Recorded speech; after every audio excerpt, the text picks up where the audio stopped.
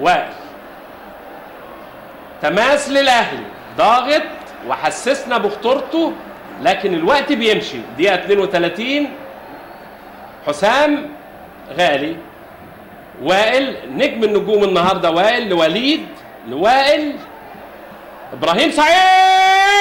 يا سلام يا ابراهيم، حط يا راجل، حط يا راجل، مش ممكن. هوبا، ايه مش ممكن يا جماعه، ده قصه هدف، قصه هدف. كره ضد ازاي؟ والله حرام حرام حرام.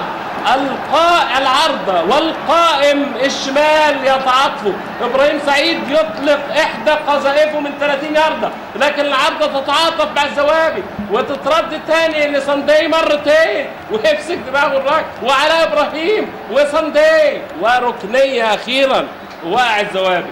ملحمه داخل ال6 ياردات، والاهلي بكل الطرق يحاول. الجماهير مش قادره، الجماهير فعلا. النادي الاهلي في هذه اللقطه احبائي الكرام، البدايه ابراهيم سعيد، البدايه ابراهيم سعيد الفتى الذهبي في دفاع الاهلي ورجل الموقف الصعبه، وصندي والجول اللي جاب فيه الجول في ريال مدريد، عارضه وبعدين قايم وبعدين الزوابي وقايم وبعدين صندي مرتين، والزوابي ينقذ الزوابي يتألق ويتجمل في هذه اللقطة، بالإضافة إلى العارضة والأيام تتعاطف معاه تماما.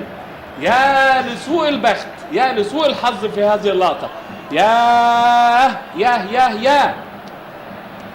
كنا خلصنا معلش، لكن ال10 دقايق اللي فاتوا حسينا ان في ضغط اهلاوي. هينزل سيد عبد الحفيظ مكان وائل رياض. لا، انا عاوز وائل رياض في الملعب. سيد عبد الحفيظ، احنا عاوزين وائل رياض بيعمل شغل. سيد عبد الحفيظ يعود بعد غيبه كبيره جدا. سادس موسم ليه مع الفريق الاول. مثله الاعلى لويس فيجو، في النادي سموه سيد فيجو. اما نشوف سيد اول 10 دقايق ليه بسط منه مانويل جوزيه.